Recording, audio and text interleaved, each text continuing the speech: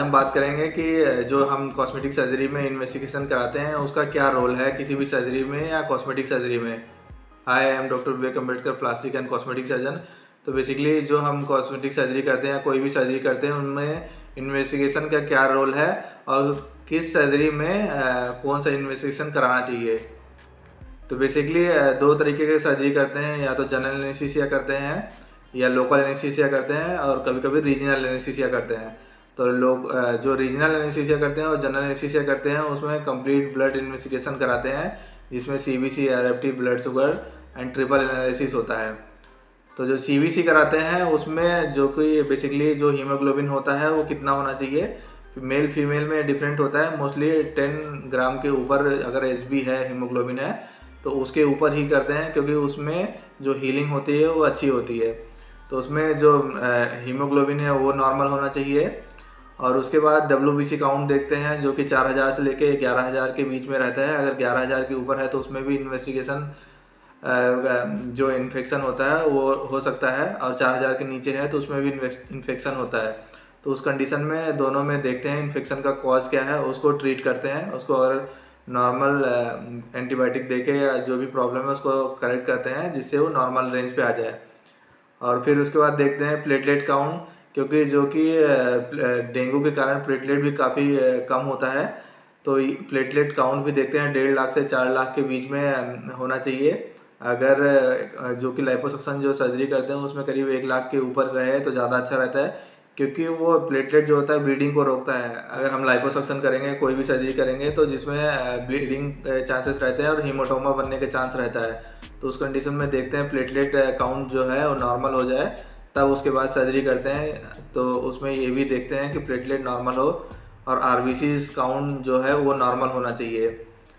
और उसके बाद देखते हैं यूरिया, क्रिएटिन, सोडियम, पोटेशियम, जो कि एक नॉर्मल रेंज वैल्यू में होना चाहिए। क्रिएटिन का मोस्टली इसलिए देखते हैं क्योंकि वो जो ड्रग्स देते हैं वो वॉश आउट होने के लिए, तो वो भी नॉर्मल रेंज में होना चाहिए। अगर ज़्यादा है तो उस कंडीशन में जो क्रिएटिन है उसको पहले करेक्ट कराते हैं। और उसके बाद उसमें यूरिया भी देखते हैं कि नॉर्मल है कि नहीं है। सोडियम, पोटेशियम भी नॉर्मल रेंज में होना चाहिए। और फिर एक ट्रिपल एनालिसिस कराते हैं, और ये जब सब इन्वेस्टिगेशन नॉर्मल होते हैं उसके बाद फिर हम सर्जरी प्लान करते हैं।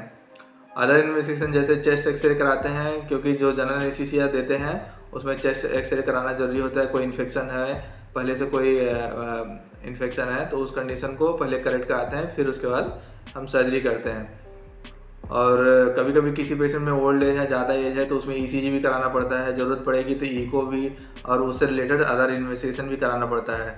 तो ये नॉर्मल इन्वेस्टिगेशन होता है जो कि हर पेशेंट में हम कराते हैं। अगर अदर कोई कॉज आता है तो उसके अलावा भी उसमें इन्वेस्टिगेशन कराना पड़ता है। जो लोकल एनेस्थीसिया में करते हैं उसमें मोस्टली जो कराते हैं CBC कराते हैं और ट्रिपल एनालिसिस, क्योंकि उसमें लोकल एनेस्थीसिया में सर्जरी करते हैं। तो मोस्टली जो होता है ये जो सर्जरी करते हैं उसमें इन्वेस्टिगेशन का बहुत इंपॉर्टेंट रोल है। उसमें ये भी देखते हैं कि ब्लड शुगर नॉर्मल रेंज पे होना चाहिए, करीब 80 से लेके 130 के बीच में ये नॉर्मल होता है। अगर बढ़ा हुआ तो पहले उसको करेक्ट कराते हैं। अगर बढ़ा हुआ है तो उसको पहले करेक्ट करते हैं इंसुलिन देके या ओरल हाइपोग्लाइसेमिक ड्रग देके उसको नॉर्मल रेंज पे लाते हैं, क्योंकि अगर बढ़ा हुआ रहेगा तो हीलिंग में प्रॉब्लम आएगा। अगर ब्लड प्रेशर हाई है, नॉर्मल रेंज पर नहीं है, तो उसमें एंटी हाइपरटेंसिव ट्रीटमेंट स्टार्ट करना पड़ता है। अगर फिर नॉर्मल आता है, क्योंकि अगर ब्लड प्रेशर बढ़ा रहेगा तो उसमें हीमोटोमा के चांसेस ज़्यादा रहते हैं, तो वो भी नॉर्मल होना चाहिए। अगर एंटी हाइपरटेंसिव ट्रीटमेंट स्टार्ट करना पड़े तो स्टार्ट करवाते हैं। अन्य प्रॉब्लम से रिलेटेड कोई भी इन्वेस्टिगेशन है तो उसमें मोस्टली उससे रिलेटेड इन्वेस्टिगेशन कराना पड़ता है। तो मोटा मोटा जो होता है ब्लड इन्वेस्टिगेशन और XHS जो जनरल एनेस्थीसिया में करते हैं, और ब्लड इन्वेस्टिगेशन तो सारे पेशेंट में करवाना पड़ता है।